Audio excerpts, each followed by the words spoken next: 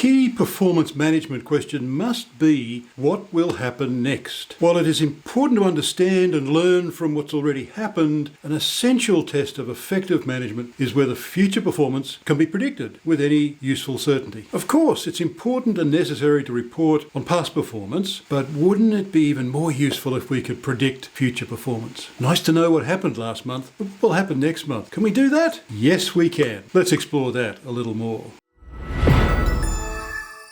The process behaviour chart is the closest you can get to doing magic while still remaining statistically significant. In this video, I want to give you a taste for how the effective use of the PBC is proof of process management mastery. Sadly, this is true of far too many organisations. We might think we're doing process improvement, perhaps we are improving some processes, but are we actually managing our organisations and tracking process performance in a useful and sustainable and credible way? Well, not as much as I think we should be. Let's see if we can fix that. So here are the three questions about process performance that we certainly should be addressing. What performance do we want? We need to set some targets for our KPIs. And what's happened so far? Of course, we need to collect the data. We need a historic picture of what the process has done. And then what could be possible? So put aside the constraints, put aside what's happening now, but what other ideas could we bring to the table to say,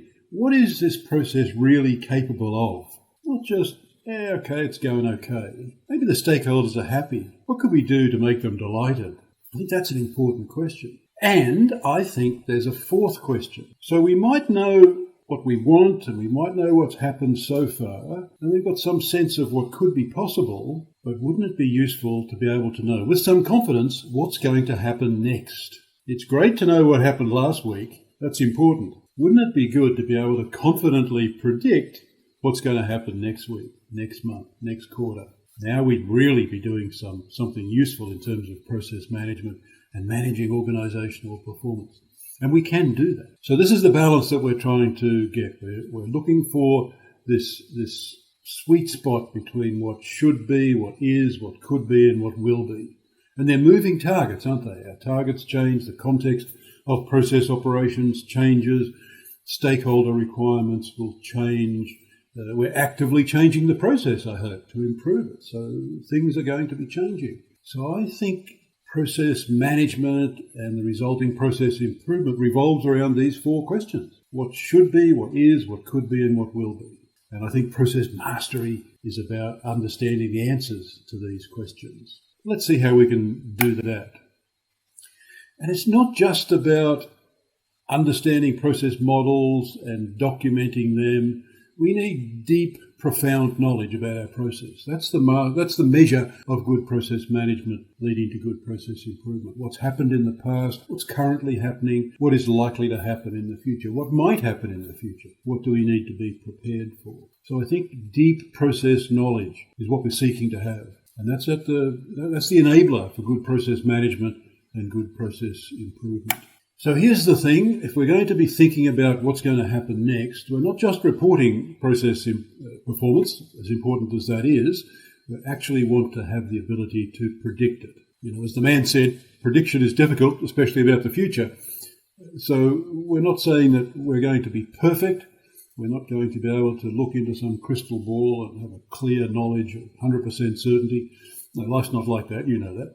But within reasonable bounds, the 95% plus bounds of certainty, we can make some very good predictions about what's going to happen to the process because we know so much about its history. And one of the ways that we're going to do that is through the process behaviour chart. We'll come back to some more detail about this soon. I won't in this video be able to go through all of the detail because we try and make these videos reasonably short and on the course I run, for example, we spend 2 or 3 hours on the process behaviour chart. But I'm hoping I can give you at least a taste for the power of the process behaviour chart and how easy it is to use and how effective it can be as a management tool. We'll come back to some of the details in a moment. It has a long history. This is certainly not my invention. I'm just a user at the end of 100 years of development. So it starts with Stewart and Deming, where all good process and organisational work starts, of course. And then in our modern times, Donald Wheeler and Mark Grabham have worked extensively in this area and written great books, as has Stacey Barr, a consultant here in Australia. So these people have done great work here. They've refined the process, they've refined the tools, and they've made it so easy for us to use.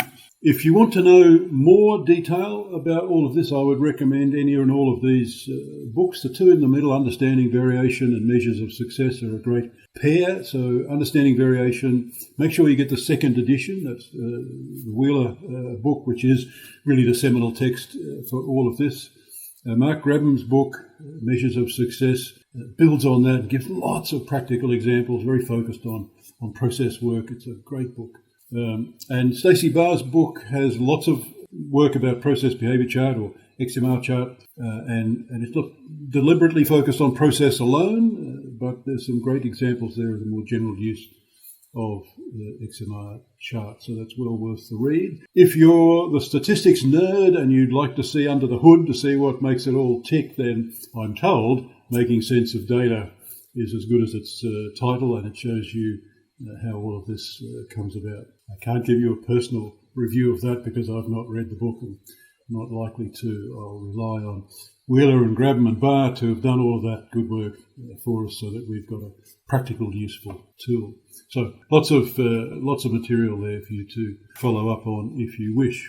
If you want something that's shorter, as a kind of introduction to it, one of my columns in the Business Rules Journal takes all of that and fleshes it out a little. So that might be a good starting point for you, and you can get that from the BR Community website free of charge. It's an easy download. So there's lots of good material there to give you the more detail that I won't be able to cover in this short video.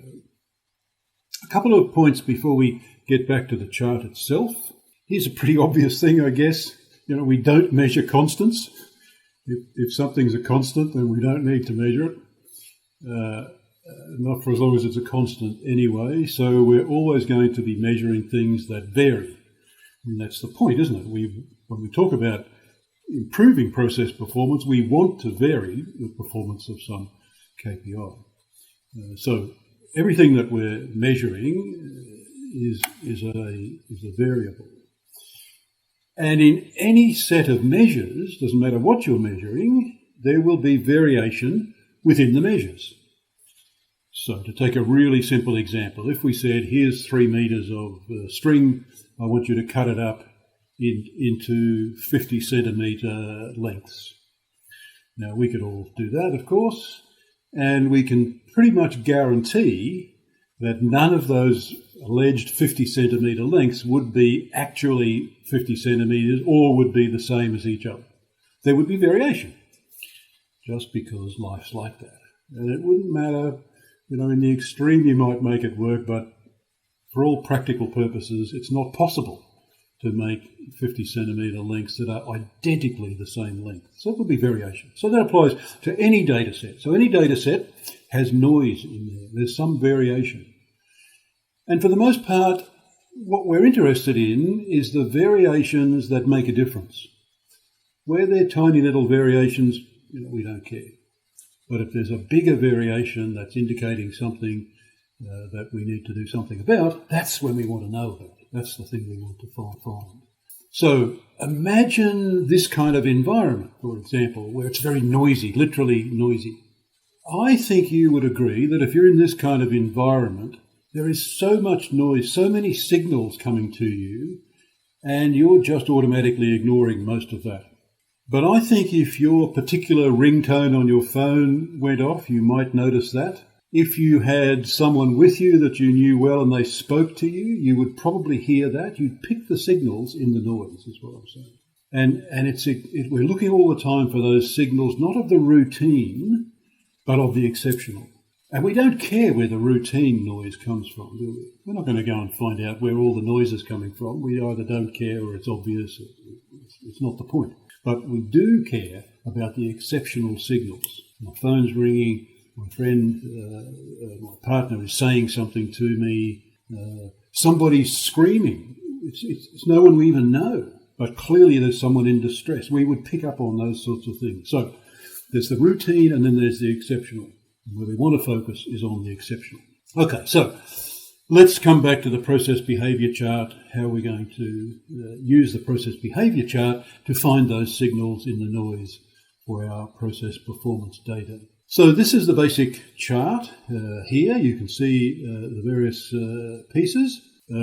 We have the data that we're collecting, the performance data, the obvious data coming through here. We're just plotting the dots, as they say, as they come in, whatever it is we're tracking. So that's the data shown here in the red. Now we've got a central line here, and that's an average value of a particular set of data points. So it's the kind of average performance that we're getting. And we've got something called the upper process limit and the lower natural process limit. We'll look in a moment about how we get those upper and lower limits because they're easily calculated. But what it's saying is that based on the data that we've got and based on no change happening to the process, we know that between those two limits, we will have almost all of the performance for a stable process, for a process that's not subject to any change, that going forward, 99+% of data we could expect to be within those limits. So that's saying that if we've got data points that are happening, and they might vary from here to here, and this might be quite a range, depending on the process and its performance. But if it's just varying, normally up and down within this range, between the two purple lines, then it's routine, and it has no assignable cause, and we shouldn't bother about trying to find out what's causing the variation. Why did it go from here to here? We don't care. If something else happens, and we'll look at those signals in a moment, then we will care, but we just want to avoid the noise and look for the exceptional signals. Okay, so just a very quick insight here. I won't go into all of it, not that it's too difficult. We calculate the upper limit and the lower limit. They're calculated numbers. They're not targets. They're not whatever you think they should be. We don't care about that. They're just arithmetically calculated numbers. So here's a very basic set of numbers. X are the data points, whatever it is we're measuring. Average X is the average of those 5 data points. Pretty straightforward so far. Gets even easier. The moving range is the absolute value of the difference between consecutive data points. Standard basic statistics, and any spreadsheet product will do it for you well. So we have the moving range, and then we take an average of that moving range. I'll leave you to check my arithmetic and to look more into that. There's more detail of that in that column in the Business Rules Journal that I mentioned. But here are the formulae, and they're very straightforward. We just take for the upper limit, it's the average value of X, and we multiply the average moving range by 2.66, and we add those together. And that'll give us the upper limit. And for the lower limit, we just change the +2 or minus sign. If you want to know what and where we get 2.66 from, Wheeler's original book will give you all of the details. If, like me, you're happy to believe everyone, then you don't need to know, and it's just 2.66, and life is much easier. So we know now that the likelihood of variation is between 2.55 and 15.85, and if it's just bouncing around between those, then it's just noise. It's just common noise, and we don't need to worry about that. So that's just a quick insight. More details in all of those other references that I've given you. Now, how do we look for these signals? So again, just briefly here, there are 3 different types of signals we're looking for. So we're gathering data, and we're plotting it however often we get it, and that might be every minute or every day or every week or every month. The more data we can get, the more frequently we can measure something, the better we're going to be. But there are 3 sorts of signals, 3 signal rules. Rule 1 signal is a data point that's above the upper limit or below the lower limit. We're showing it above here, but that's an obvious Rule 1 signal. It's the strongest signal of them all, and it's the one that we can most quickly respond to. A Rule 2 signal is simply saying there are 8 consecutive data points above the centre line. And obviously they'd be between the centre line and the upper limit. If we had one above the upper limit, then we'd immediately have a Rule 1. So that's just 8 consecutive points. And the third rule is we've got 3 out of 4 consecutive data points. So 4 consecutive data points, and 3 of those 4 are all closer to a performance limit than to the central line. You can see these 3 here are closer to our lower limit than they are to the centre line. So they're in this kind of bottom quartile, if you like.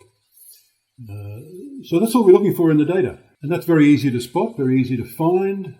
Software you can use to capture and do all this almost automatically for you. But if you've got just basic data and you just put it in a spreadsheet, you can see it easily. It's not hard to do. You don't have to automate all of these things. So they're the signals. That's the rules that will tell us we've had a signal. And a signal means something has happened that we should do, that we can track. We should go and find out why it happened.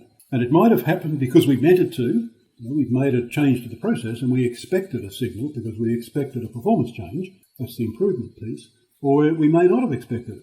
It might have been something that happened because something else changed that wasn't of our doing. But we still need to know what that was. So all of the time then, we're doing these things. We're searching we collect the data and then we're searching for signals.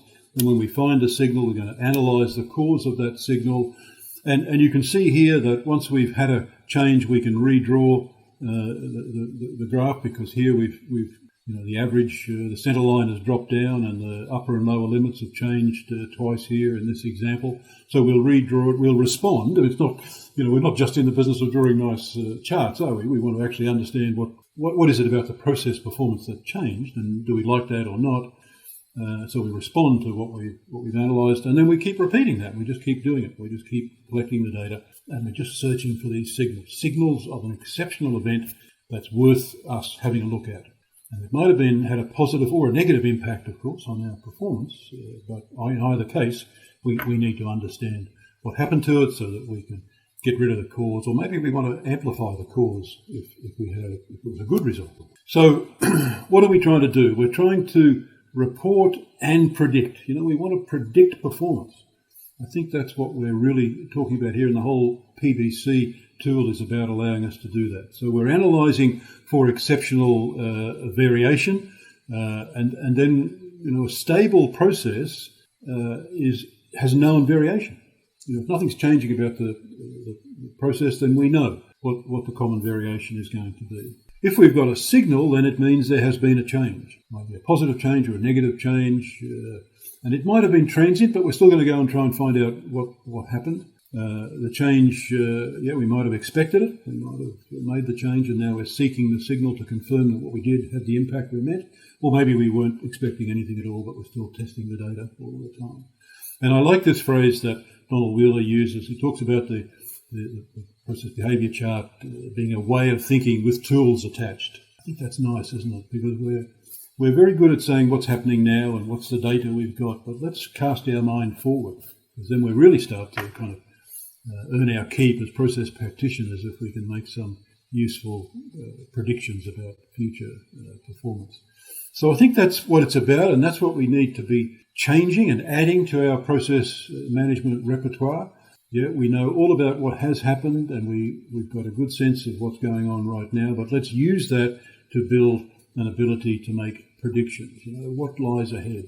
It's all very well to know what happened last week and last month. That's important. But I think we'd be really doing our job as process practitioners if we could say, within reasonable bounds of certainty, what's going to happen next week and next month. Wouldn't that be useful? Thanks for joining me for this Process Insight. I hope you found this process behaviour chart discussion interesting and it spurred you on to explore the details. I mentioned one of my columns that has a more detailed introduction, and the link to that is in the first comment. Are you already using PBC? If there's material you can share, I'm sure we'd all love to see real-life examples. If you have any questions or difficulties about creating or using a PBC, please don't hesitate to ask me. You have my contact details. I'd be delighted to connect. And thanks for sharing this time with me. If you'd like to continue the conversation, I'd love to hear from you.